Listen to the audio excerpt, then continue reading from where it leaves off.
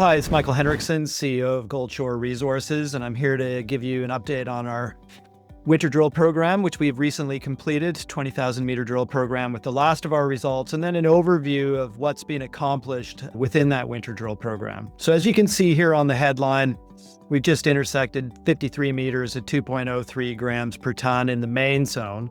And we went drilling into the main zone because there was some underground holes from a historic drift that we simply couldn't get reliable collar information on. And we really wanted those to be included in an upcoming resource update that G Mining is undertaking for us that will come out in conjunction with the PEA. These were all very good holes. I'll skip ahead to the actual intercepts here on the figure, but you can just see consistent mineralization in the main zone, 60, 70 meters plus a gram, 53 meters plus 2 grams. This is exactly what we were anticipating. If anything, we think it's really exceeded our expectations if you compare it to the block model. So very happy to make sure that we get these into the upcoming resource update. But I think, what's really important here is to show you a little bit about what this looks like. We knew we were going to stop in mineralization, but what you see here is just plus a gram intercept in pink here and really exceeding what was going to be anticipated in the block model. That's that point that I was making here earlier. Now, with respect to the overall viewpoint of what did we accomplish in this winter drill program, and I think this is very important because it was extremely accretive to us.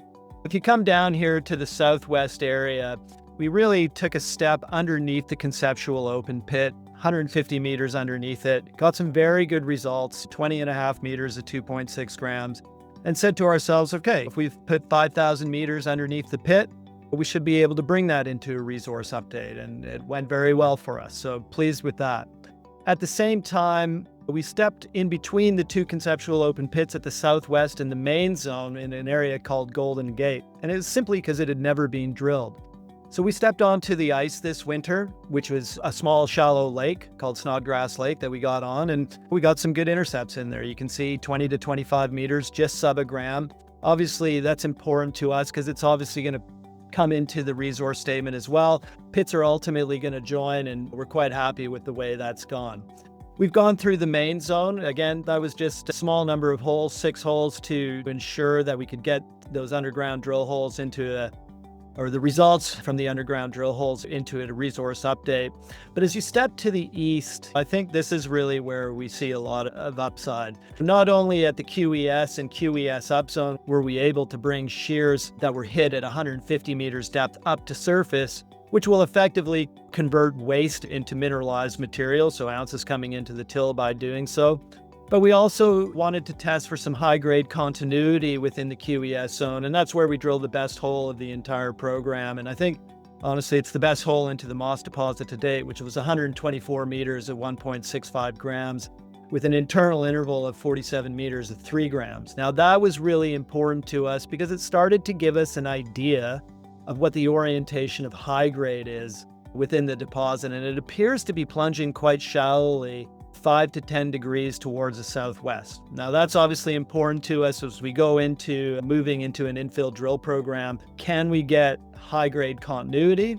I think this is demonstrating that should be possible. The other thing that you see here on the northeastern side of the deposit is the Superion Zone, and this was really some great results for us. We were able to get some high-grade mineralization basically at surface. You can see the 17.6 meters at 3 grams or 6.8 at 7. We backed that up with 9.45 meters at 6 and 17.7 at 1.5. So we're starting to see a new shear zone corridor within the conceptual open pit, basically at surface. And for us, that's important because if we can establish 150, 200,000 ounces of high-grade material here at surface, maybe that gets into our mill early, and obviously that's going to help a lot with the economics. All this being said, to me, what it demonstrates is the Moss deposit is emerging in nature. We put 20,000 meters into it, a lot of ounces came in, we were able to expand depths of pit, we were able to find new mineralized shears, join in areas between the open pits, To my mind, it's been an extremely successful program, and we're very happy with the results that came out. As I said, ultimately, these results spurred us to delay the PEA because we really did want to get all of this material, this new mineralization, into an updated mineral resource estimate, and then, of course, into the PEA, which we're looking at coming out at the very end of October or into the first half of November. Stay tuned. We've got a 50,000 meter drill program ongoing right now. We've got 2 grade control drill patterns happening at the main zone and at QES. And then we have plans to drill the northeast extension of the deposit. We feel that could be very accretive in terms of adding mine life. And then, of course, there's new targets in and around the Moss deposit, which we're starting to daylight, and you can expect an update from the company here soon on that. Lots of catalysts coming. Very pleased with our winter drill program, and we look forward to keeping these drill results coming to you. Thanks for your time.